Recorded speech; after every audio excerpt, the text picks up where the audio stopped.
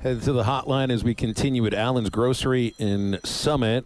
Brett Dolan is with us from Touchdown Radio, Razorback Sports Network, Perfect Game. And did I see this right, Brett? While you were out there in the middle of the country for your Buffaloes and Cornhuskers game, did I see this right? You and your partner took part in a farmers fantasy camp? Is that what it was called? Well, that was my naming of it. No, my partner, of course, is a Heisman Trophy winner from Miami who grew up in San Francisco, and our marketing guy who travels with us most weeks is from New York City.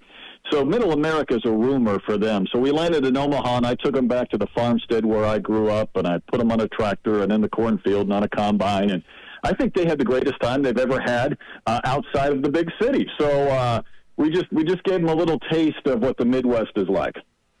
Huh. Sounds like fun. Yeah, they think it's flyover country. Like, guess what? There's actually people there, and they're growing food that you eat. So let's get a look at that. Yeah, they were fascinated by it, but it was fun. Nebraska 28, Colorado 10. I saw a video, I guess it was from the Nebraska Twitter account this morning, of some highlights, and it started with the handshake. And at the handshake at the midfield stripe, Matt, Shador tells the Nebraska captains that we're about to beat the stuffing out of y'all. And then they went out and they did it to him. Nebraska looked pretty good, or is Colorado just kind of not very good?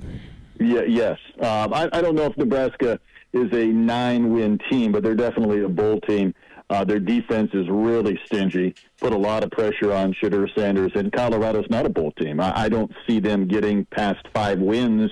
If even this week, I don't know if it's a guarantee they can beat Colorado State. They can't run the football, and they do not match up in the trenches with Nebraska. Nebraska looks like a big boy team up front on the O-line and D-line, and led 28-0 and kind of finished off that game. So it might be another interesting year for Colorado if they can't figure it out. It's funny to think of it in these terms. You know, everybody needs to have a good villain. That's why we like when Brian and Ozark calls in. It helps to have a villain. In college football, usually the villains are the teams that win the championships. They're the undefeated teams, the big behemoths, the 800-pound gorillas. I think Colorado's the villain of college football, though, right now. Is that a fair statement, Brett? Well, you might be onto something. I mean, this story this week that Deion doesn't want the band to play the fight song after a touchdown, assuming they score many, because they want Shador's rap song to be played over the PA. I don't even know if there's some truth to it. I'm guessing there is. You're right, there is a villain. Now, they'll point out that, last year, and I find it fascinating, that of the top 20 games watched in college football, they were 4 of the top 20, and that's counting bowl games and college football playoff games. At some point, I think you need to kind of win. I mean, I know they were 3-0 last year at the start, which generated some buzz, but I think they've lost 7 straight against non-FBS teams since. So they are a villain. I think to maintain that relevancy, though, they're going to have to win some games. So you got to see Travis Hunter live and in person.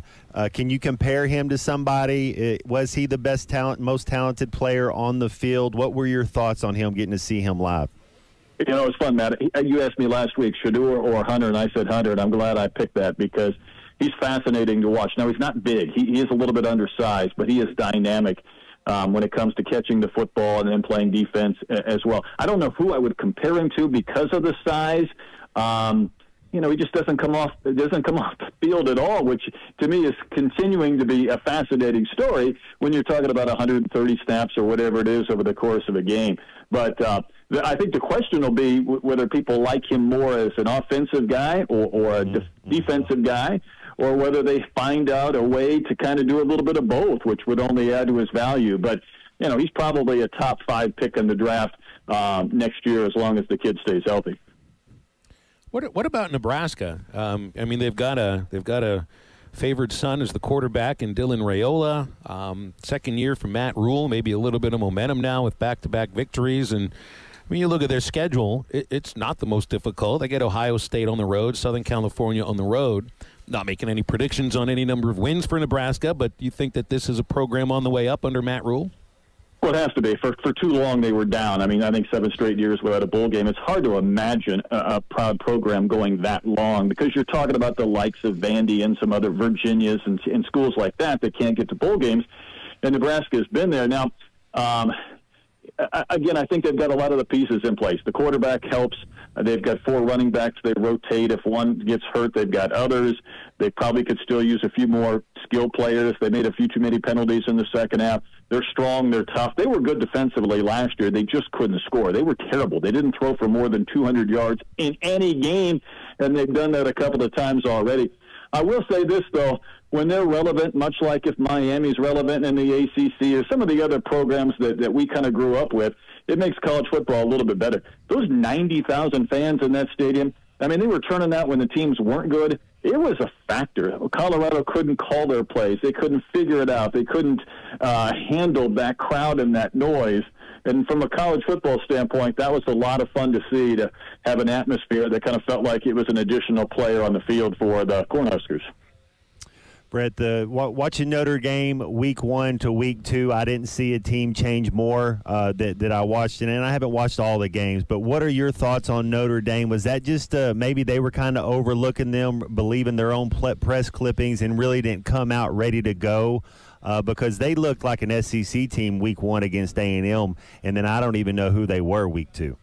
I don't either. And if you would have told me before the year that after 2 weeks Notre Dame would be 1-1, we'd say, well, sure, that makes sense. You'll lose in College Station. You'll hammer Northern Illinois. It was exactly the opposite. It doesn't make sense. All of a sudden, they went from having an experienced quarterback to a quarterback problem with Riley Leonard. And whether he can throw the football accurately, whether he's healthy, he's squirmy, he can run a little bit. But as far as throwing the football, I don't know. But because they had a path clearly to being between 5 and 8 in the college football playoff with their schedule, and obviously not being part of a conference keeps them from being a potential top 4 seed. Well, then you want to be 5 through 8 in the playoffs. You want to host a game in South Bend. Boy, that's really called into question now. And while I think 2 losses and there may even be a 3-loss team in the playoff, that did not help them at all. It just did not even look like a team that was capable of winning 7-8 games, when a week ago we thought they were going to win 11 or 12. I don't believe they're that bad, but they've got to figure things out from a quarterback standpoint, because they had almost nothing offensively. Kentucky did almost nothing offensively in their loss to South Carolina last week. I know you get Georgia, Kentucky, which at the outset of the season looks like, hey, that could be a good game, but man, I didn't think you expected Kentucky to just have such trouble holding on to the football and get rolled by a South Carolina team that offensively didn't really do very much either. So I don't know. That's going to be – I'm expecting an ugly one. So maybe you'll spend more time on, I don't know, like a bourbon fantasy camp. That would be all right. We might take that. You're right, because I watched South Carolina a little bit against Old Dominion the previous week, and I thought, well, Kentucky's better. They usually win at home. They'll find a way to get to their 9-ish wins again. Now, their first week, and I don't know if this has anything to do with Game 2, what Game 1 is. They started their game after 10 o'clock in Week 1 because of lightning and rain. They played. Then they got into the third quarter, just started the third quarter. They went into a lightning delay, and at 1 a.m. they said, we're good, game's over, 31-0 with like 10 minutes to go in the third quarter. That's a bizarre game to handle. You don't get to play half of your game. They were leading 31-0, and they looked like a team that was kind of sleepwalking from the entire game against South Carolina, and I don't know if the Gamecocks are really that good. So it's troubling. If you're Kentucky, you're not thrilled with this. And Bob Holt pointed this out to Mark Stoops in the SEC phone-in conversation yesterday, that now that there's no longer divisions, Kentucky's no longer obligated to play Georgia, and here they are playing them again. The last 3 years they played Georgia when they were the number 1 team in the country, and for a 4th straight year they're playing Georgia as the number 1 team in the country. The previous 3 years, Georgia went 8-0, 8-0, and 8-0 in conference play. I don't know if they'll get to 8-0 this year. I think Kentucky would love to find a way to play somebody else. But we might get a little bit of rain from this hurricane coming up through there. So I don't know if that might neutralize a little bit of the offense or speed, but we'll find out. Gee, Bob, why don't you kick his dog while you're at it? Or ask him to go raise NIL funds, because it didn't sound like that's something Stoops enjoys, and he does a lot of it. And he was public about it, too. That was the thing that stood out, maybe more than almost anything an SEC coach said in the preseason, was Stoops openly kind of saying, I have to do this alone. I don't like doing this. It sounds like a guy that was announcing, I'm done when the season's over.